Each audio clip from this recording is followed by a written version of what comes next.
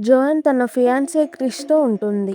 Office స్టాఫ్‌లో ఒక ఆమెని తీసేయాల్సి వస్తుంది. అది జోయాన్ చేతుల్లో లేదు. జోయాన్ సీనియర్స్ చెప్పినట్టు చెయ్యాలి. జోయాన్‌కి ఎక్స్ బాయ్ ఫ్రెండ్ నుంచి మెసేజ్ వస్తుంది. మెసేజ్ చదువుతూ సిగరెట్ తాగుతూ బాల్కనీలో నిల్చొని ఉంటుంది.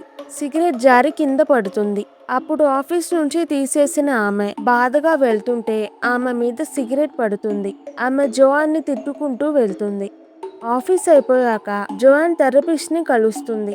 జోయాన్‌కి క్రిష్‌తో ఉండడం బోరింగ్‌గా ఉంటుంది. క్రిష్ చేసే వంటలు బాగోకపోయినా తను ఫీల్ అవుతాడేమో అని బాగుంది అనాలి. జోయాన్ తన ఎక్స్ బాయ్ ఫ్రెండ్ మ్యాట్‌తో ఉన్నప్పుడు ఎక్సైటింగ్‌గా ఉండేది. గొడవలయ్యి ఇద్దరికీ బ్రేకప్ అయింది. జోయాన్‌కి తన లైఫ్‌లో తను మెయిన్ క్యారెక్టర్ అనిపించదు. మ్యాక్ నుంచి జోయాన్‌కి నేను ఊరిలో 3 రోజులు ఉంటాను. కలుద్దాం అని మెసేజ్ వస్తుంది. జోయాన్ నేను సొంతగా డెసిషన్స్ తీసుకుంటాను అని మ్యాక్‌ని కలుస్తుంది. మ్యాక్ నువ్వు క్రిష్‌తో హ్యాపీగా లేవని నాకు తెలుసు. క్రిష్‌ని వదిలేసి నాతో వచ్చేసేయ్ అంటాడు. జోయాన్ నేను క్రిష్‌ని వదలను అని వెళ్ళిపోతుంది. రాత్రి జోయాన్ క్రిష్ సినిమా చూద్దాం అనుకుంటారు. స్ట్రీమ్‌బెర్రీ యాప్‌లో జోయాన్ చాలా చెడ్డది అని ఒక టీవీ షో ఉంటుంది. హీరోయిన్ సాల్మా చాలా ఫేమస్ హీరోయిన్. షోలో సాల్మా కూడా జోయాన్ లానే ఉంటుంది. హెయిర్ స్టైల్ ఇద్దరిది ఒక్కటే. ఈ షో ఏంటో చూద్దామని ప్లే చేస్తారు. ఇవాళ జోయాన్ ఏం చేసిందో షోలో అదే చూపిస్తారు. జోయాన్ ఒక్కటే కాకుండా స్ట్రీమ్‌బెర్రీ సబ్స్క్రిప్షన్ ఉన్న వాళ్ళంతా షో చూడగలరు. ఏం జరుగుతుంది అని షాక్‌లో ఉంటారు. షోలో జోయాన్ని చెడ్డ వ్యక్తిగా చూపిస్తారు. ఆఫీస్‌లో ఆమెని చిరాగ్గా చూసినట్టు ఉంటుంది. మ్యాక్ మెసేజెస్ థెరపిస్ట్‌కి క్రిష్ గురించి చెప్పింది. మ్యాక్‌ని కలిసింది అంతా వస్తుంది. క్రిష్ హర్ట్ అయ్యి వెళ్ళిపోతాడు. షోలో జోయాన్ షో చూడడం, క్రిష్ హర్ట్ అయ్యి వెళ్ళిపోవడం కూడా వస్తుంది. ఇంతటితో షోలో ఎపిసోడ్ 1 అయిపోతుంది. నెక్స్ట్ రోజు జోయాన్ ఆఫీస్‌కి వెళ్తున్న దారిలో ఒక అతను తనని తిడతాడు. ఆఫీస్‌లో అందరూ తన గురించే మాట్లాడుకుంటారు. తనని జాబ్‌లో నుంచి తీసేస్తారు.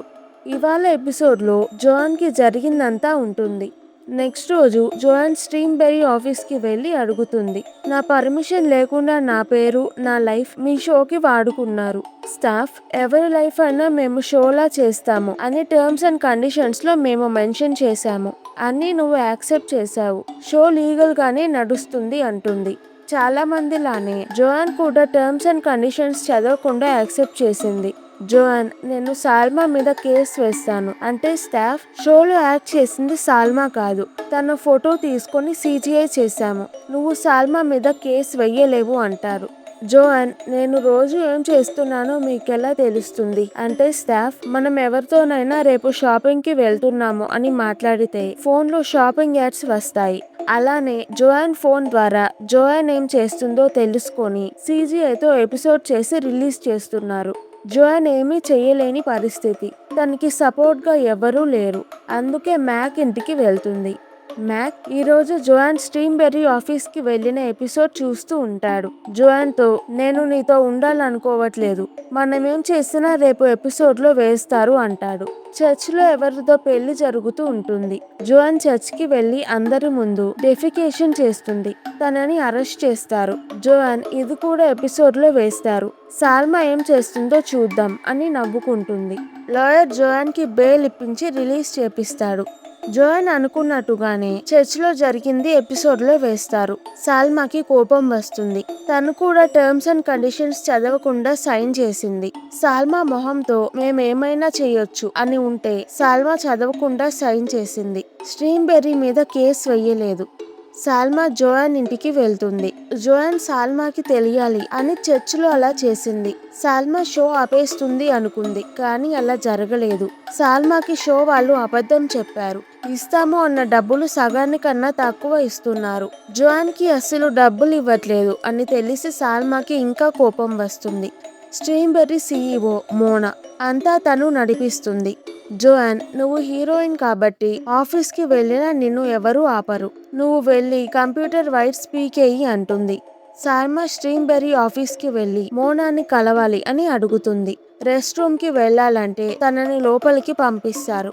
సాల్మా కలవడానికి వచ్చిందని తెలిసి మోనా సెక్యూరిటీతో తనని పంపించెయ్యండి అంటుంది.